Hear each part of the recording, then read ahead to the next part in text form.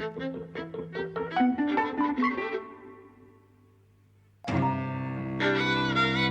and welcome to Eavesdropping at the Movies. I'm Mike. And I'm Jose. And we've just come back from the Mockingbird for the third day in a row, where today we've seen the Shrouds.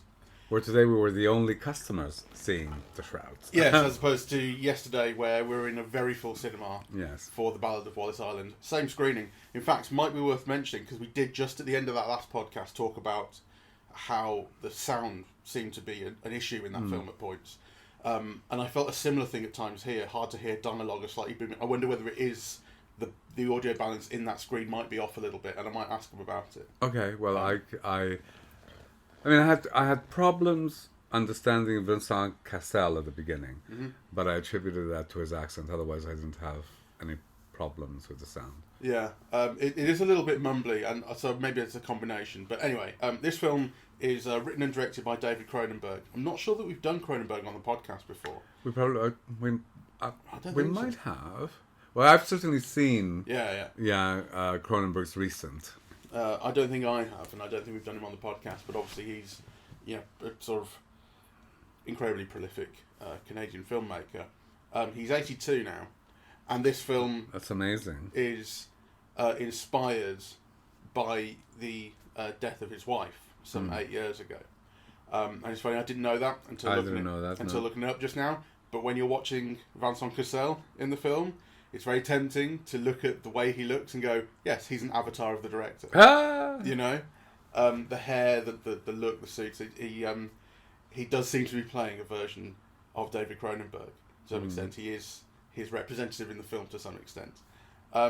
So this film is about a businessman, played by Vincent Cassel, whose wife died of cancer. His wife was played by Diane Kruger. And in his grief, he develops a technology and a business. So the business is called Grave Tech. The technology is a shroud cam, I think. Basically, bodies, when they're buried, are wrapped in these high-tech shrouds that can create a live 3D impression of the dead body as it's decomposing. So they have a graveyard.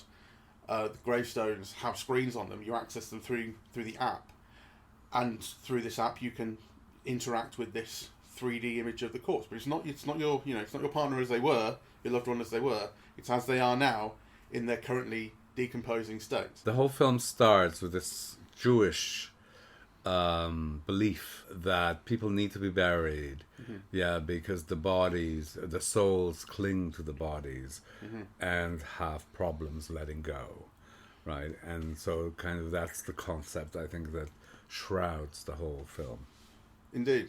And we're given context that's kind of built in because the wife's character is Jewish, and that's where that kind of comes in. I mean, we're given this whole opening scene, or close to the opening scene, where Vincent Cassel is on a date, a blind date with someone he's been set up with, and that whole date is there to explain the technology, his business, and that's because obviously she's learning about him as we're learning about him, but also to show that this kind of real life woman with whom he's being paired up cannot hold a candle to the woman, the corpse of the woman who is in the grave, who he's showing her. And actually when he's showing her, I mean, that's when she also gets very uncomfortable. But the look on his face and the small gestures with his mouth suggest a kind of sexual thrill to it, or at least or some physicality in the memory of. Because he's always talking about her body. I mean, he clearly loves her. And it's not like he only likes her body, but all the context around his love for her and the kind of memory of her is around the body. I lived in her body. Her body was the world. You've got the same body, so I love her body. And now the body is this corpse that's been decaying for 4 years, but still that kind of activates it. But her sister has the same body and a better body. Anyway, I thought the whole film was terrible. So I want to get down to the nitty-gritty because it's the second time I've seen it, and it's the second time I've been bored witless by it, really. And, after the first time, of course, friends say, oh, this film is my favorite film of all time, or that Cronenberg film, or whatever. And, so I thought, well, maybe the problem was me. I was just trying to fill time in London. Maybe I didn't go in with the right mood or the right attitude or the right attention. But this is the second time. And I do think the problem is now with me. And actually, you know, that scene that you've just described at the very beginning, where you have like this conversation, and it's basically kind of, you know, one of the supporting characters setting up the whole schema for the film, and it's just tell, dialogue, and these kind of boring, you know, close-ups that never seem to alter. I thought it was like you just want to die, right? And then you realize that so much of the rest of the film is like that, and it's bewildering because, you know, like the film has these very potent images as well. Yeah, you know, so kind of at the very beginning, the film starts with this image of a decomposing corpse, right? And then kind of this transition to, you know, a scream of horror that ends up being him, in the dentist chair. And you think, oh, wonderful, right? And then you get like 10 minutes of expository dialogue. I thought it was like awful. So I don't hate it as much as you did. And to some extent, I would like a second run at it just because I think... So there are things I don't like about it. There are lots of things I don't like about it. And I do think it's slow and quite boring. And I think it's a psychosexual thriller that is neither psychosexual nor thrilling enough. I mean, I wanted more out of every part of it. It promises psychosexual thrills right from the start. The stuff about him seeming to get excited by the corpse of his wife, as I suggested. Yes. And that opening, which is, once you understand how the shroud technology works, I think that recontextualizes or gives context to that opening that you're seeing from her perspective, from her corpse's perspective, him looking in through the camera. That's what that window is, right? And then, for a long time, you're kind of plodding along with this, the plot about the graveyard having been sort of damaged, desecrated, vandalised, and who did it and why, and has it been targeted. And nothing about it is really moving along. And in fact, this will be a spoiler for that part of the plot. When it got to, when it got to the point, because he enlists Guy Pearce, who is his wife's sister's ex, who is a kind of hacker guy, to investigate this. They don't want to go to the police or anything like that. You know, they want to keep it. They don't want publicity and everything. So he gives it to his ex-brother-in-law. And after an hour and a half into the film, because I checked the time, that's when his brother comes back into the story and says these 9 graves that were attacked, they all of the corpses in them had these sort of nodules appearing on their bones, which is something we've seen right from the start. What are these nodules? What are these? Is it radiation from the shrouds? That sort of thing. It's an hour and a half in before we get any meaningful development in the crime plot. I'm going, how did this take so long to do this? Is that going to be the only thing that happens in the story? It was, and you're just told that it isn't even dramatized. Yeah, there's no process in the figuring out, or no tension, or no excitement, or. You know, it's just like an hour and a half later, you're told what those things are and what they do. So it's a very boringly written crime story. Nothing's really resolved, although I don't necessarily hate that, because what we end up with is an understanding that it's the brother-in-law who has been involved in hacking him, in setting up this AI system through which he kind of surveils Vincent Cassel, and that he was involved to whatever extent in desecrating these graves and attacking them. Well, and let me just go because you see that has so much story potential.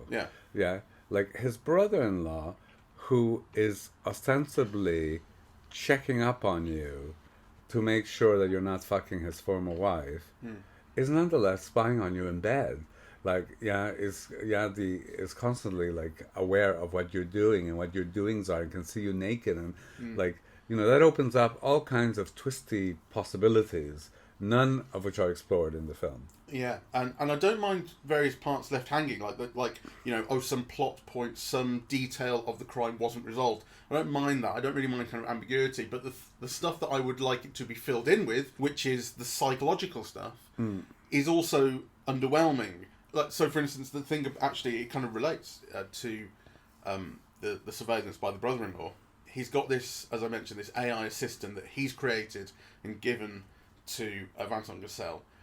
And then it's revealed that he puppeteers this AI assistant, and through the AI assistant, through the things that Vincent Cassel tells it, he learns about him and surveils him. And that AI assistant takes a really weird turn late on in the film, where she turns into this image of the Diane Kruger character that we've seen in Vincent Cassel's dreams. He dreams about her repeatedly, and during the course of her cancer, she would go to the hospital and or like during the kind of experimental treatments, she would lose body parts. She lost a breast, she lost an arm, she has a huge scar down her right shoulder and arm, and we see those appear on her in these dream sequences, and then the AI assistant takes on those disfigurements too.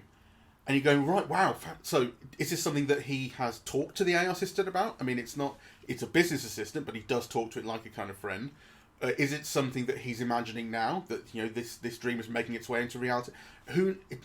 I don't know.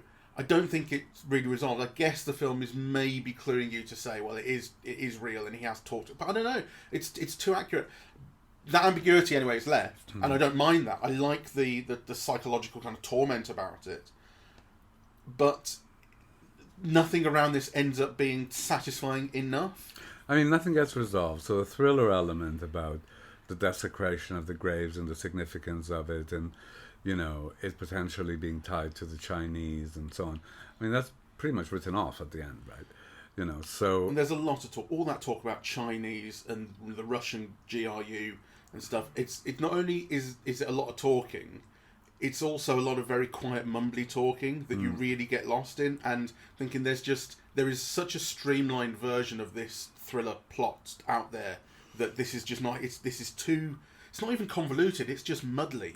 Well, some things that are hanging you don't mind, and some things that are hanging you do mind. Yeah. Especially when there's so much mumbly talk.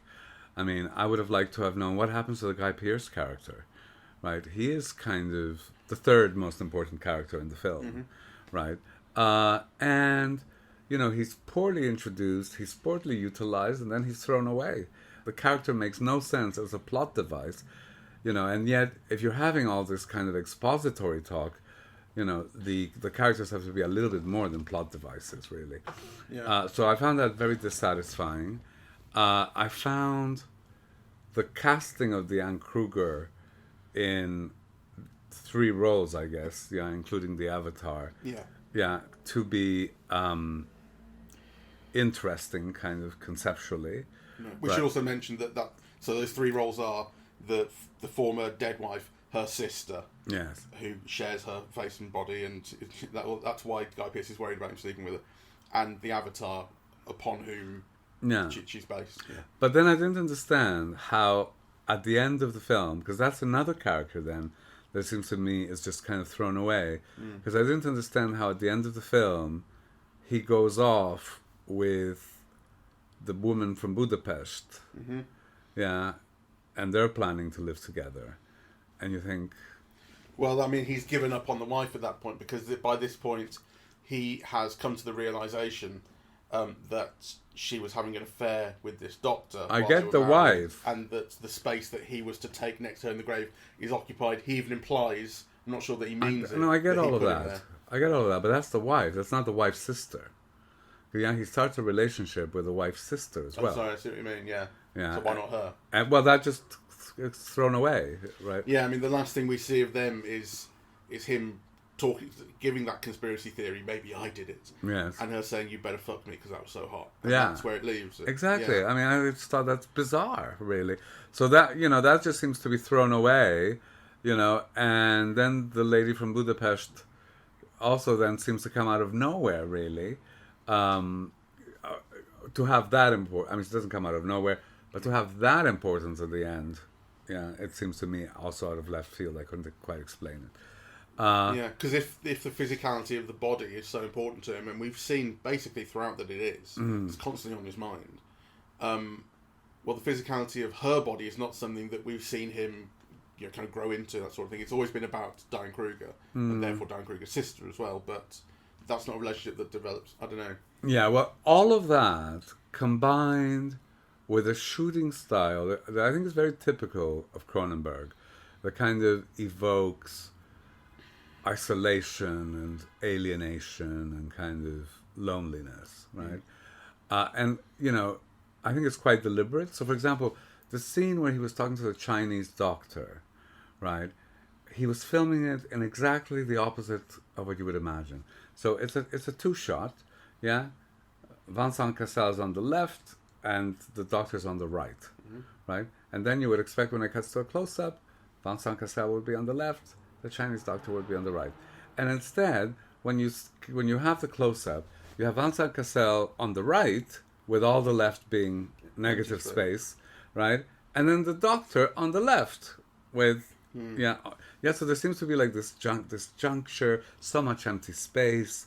Actually, empty space is one of the characteristics of this movie, right? I mean, this is where I find it like very unsatisfying, because you think there could be like so much more life in the meaning. And of course you think, well, maybe what he wants to evoke is maybe the lack of life, right? So I get that element, but there could still be more things happening, within the frame. I thought it was characteristic that you almost never, in this whole, which seems like quite a decently budgeted film, you rarely see more than 2 people in a frame. Yeah, that's true. So it feels kind of empty and thin and at odds, and kind of, I'm sure that there's an intentionality behind that up to a point, right? But it all led to a kind of, a film that seems conceptually maybe rich, but I think dramatically kind of quite thin. Yeah, I agree with that. I would have liked to have liked it more. I mean, he's an interesting director. He does interesting things. He has such an eye for visual flair and kind of expressive imagery. He has done throughout his career. And here you're going, why is there so little of this? When it got to the point where Vincent Cassel gets into one of the shrouds, and then we see 3D imagery, cobbing up on the computer as it detects his body and analyzes him and takes him down to his flesh and his bone. Thinking, wow, this is really interesting. It's so interesting to see him stood up in that, and he's silhouetted. I mean, I love that whole section. I thought, well, his flair, his expression, his him going through something. There's so little of that in the rest of the film. It's so rare. I didn't even like that, actually. I thought that had so much potential to be more visually expressive, right? But actually, I thought the shroud thing was handled almost nonchalantly. Kind of, just think what a Guillermo del Toro would have done with that shroud, right? Like, he kind of would have put the camera below and, made something meaningful out of the image of this enshrouded man, or, This kind of seems like bitty, really. It's just a man with a thing on him, right? Yeah, occupying one side of the screen, really, while the light source is on the other. I mean, I actually thought that the images weren't that interesting in this film either, right? I mean, there are the odd ones, right? Like, neither was the sex as good. I mean, I think David Cronenberg films amazing sex in cinema. Well, he does. Some of it is, I think about like A History of Violence or Existenz. They had these fantastic, expressive, interesting, weird, and kind of close to explicit sex scenes that I loved. I thought, wow, no one's doing it like this. This is what I want. Here, it was fairly workaday sex scene. Yes. Again, the focus wound up on the faces and the heads talking to each other. Oh, I don't know. I mean, that was fine. Kind of. There was a use of Vincent Cassel's body and of Diane Kruger's body, actually. So. Well, her body's a constant figure of interest throughout the film because we get this repeated dream sequence where he's in bed and she walks in through the door, silhouetted, missing a new body part, and or with a new scar. And because I was thinking at points, okay, are these memories? But then you realise, no, they can't possibly be memories. Like he would have picked her up from the hospital. She's not just going to wander in like this. So it's his kind of memory interpretation in his dream. Well, again, there's something kind of, to me, there has a lot of interesting potential. And a potential to the lived experience of many people, right? People whose partners have cancer and, begin to lose body parts like that. And, there's still kind of intimacy and longing and all of those things, which kind of, I think is really what the film is meant to be about. But it never quite kind of pulls it through for me. I sort of was thinking to myself, how would this play were the character roles reversed and were he the one who was losing body parts and eventually dead, was she the one who was missing him? It'd be really different. It's so important that it's he's male and she's female, that because I mean it's about the male gaze to some extent. Like I say, he's all about her body. That's all he ever talks about. That's all he ever remembers and thinks about. And that's all the focus is on her is the missing body parts. It's not talking about how she lost her friends or something like that. It's very carnal, and there are descriptions of the feel of her left breast, right? It's also kind of tactical. And then when she comes in, am I still beautiful enough? Do you still desire me? Yes. Having been kind of disfigured by the doctor. And then ultimately, the focus winds up on her corpse. It's her bones and the things on her bones, and that's still what's of interest when she's dead. Yes. I mean, there's very little about her soul, which is what's meant to be clinging, right? Yeah. What ostensibly in relation to the film still lives, yeah. So, anyway, a very unsatisfying film for me. Yeah, I was bored by it twice. Yeah, well, I was reasonably bored by it. I think I would be more bored by it the second time, knowing how little it kind of goes where it could be going in exciting and interesting ways. I must say I'd forgotten most of it by the time I saw it again. Yeah. And it's only like, 3 weeks apart, yeah. Yeah. So I think that speaks very poorly of my memory, but it also speaks very poorly of the film. If it had been more interesting, I'd remember it better. I mean, it reminded me of Blade Runner 2049 in comparison because, particularly, I think because Blade Runner 2049 began with an investigation of a corpse and some unique issue with a corpse, the corpse's body, and it was a thing about like a barcode on there that showed that the corpse was a replicant, and that was a whole thing about replicants, can they reproduce and so on. Because that gets you through that entire film is the story of what is this corpse about, where did this come from, the investigation of it, and it's a constantly interesting investigation that is legible. It takes you down certain garden paths, it closes the door on them, you realise you've been had and misled, and in the meantime it's also telling you about who this person is and how they think and who they are, and shows you their journey of self-discovery and all that kind of thing. And like this is none of that. It's just like almost goes in those same places. It could go in those same places. It's almost starting in the same place, and none of the rest of it is competent enough to do that. Like it's just it points out to me, this is how you do it, and this fails. And it's interesting because I was looking at Wikipedia before this, and said that according to FilmWire, it ranked 39th in the best films of the 21st century. And it does make you think, what are they seeing that I'm not seeing? Or is it really just hype? Is it that, Cronenberg is now such a figure, that you can't possibly kind of, think that any of his films are crap, And I mean, I think this is kind of an ambitious film in terms of ideas and conceptually, kind of interesting and complex. But to me, the execution is kind of really poor. Yeah, and actually the whole beginning, I thought it was like almost amateurish. Right, to kind of, give so much exposition, talk, right? I thought it was like, amateurish, really. And it was Palme d'Or nominated. No, I think it was chosen as a selection for the Palme d'Or to be in competition. And didn't win the competition. And I understand why it didn't win the competition. And I understand why it was selected. I mean, who would turn down a David Cronenberg film, really? Well, you, right now. Well, I would. But I have integrity, darling. I wish it was better. I wish I'd enjoyed it more. I wish there'd been more to enjoy about it. I mean, I like a psychosexual thriller. I like films that go, fuck yeah, let's have people having sex for weird reasons.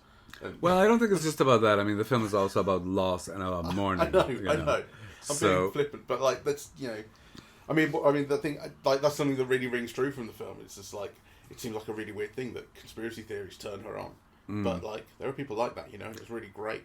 Well, I mean, I just thought the whole thing structurally is a mess. I mean, to lose sight of that character, to lose sight of the Guy Pearce character, I mean. Yeah, I mean, there are only 4 people in the film, right? So if you just throw away 2, like without offering any explanation, any motivation, nothing.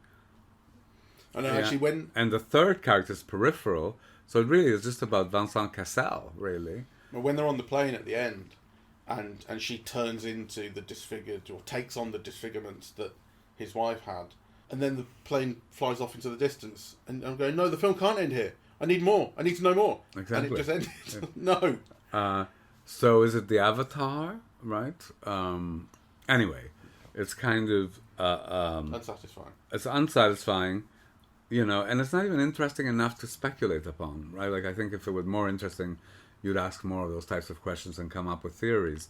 But really, I can't be bothered. I thought it was dull. No. Well, the things that I think are interesting are those thematic things that I've been trying to talk about. You know, the kind of the idea of the body and the kind of masculine and feminine sort of aspects, the male gaze aspect. That's all there. And it's interesting, and there'll be like interesting essays to be written on this film. But none of them will rely on the fact that it had a really, really great structure and a really great plot. You know, yes. It's all thematic. Well, I mean, sometimes people get onto their own groove, and you know, if they're interested, you know, in the male gaze, then kind of almost any film will do, really. Like, you know, if it's a new film and it's by an interesting director, the film needn't be any good. Yeah, but you know, I'm kind of concerned with that. I mean, the film doesn't play, it doesn't cohere, it doesn't really teach you anything, and as an experience, I found it almost supremely dull. Yeah. Really, like you really had to struggle to kind of continue paying attention. Yeah. Which I felt it didn't earn and it didn't deserve. No. Fair enough. Not good enough, unfortunately. All right. Well, thank you all very much for listening. We're eavesdropping at the movies, and we are on Apple Podcasts, Audible, Spotify, SoundCloud, YouTube, and YouTube Music. On social media, we're on Facebook and Twitter at Eavesdrop Movies, and Blue Sky, eavesdropping.bsky.social, and the website is eavesdroppingatthemovies.com. Thank you very much. Bye-bye. Bye-bye.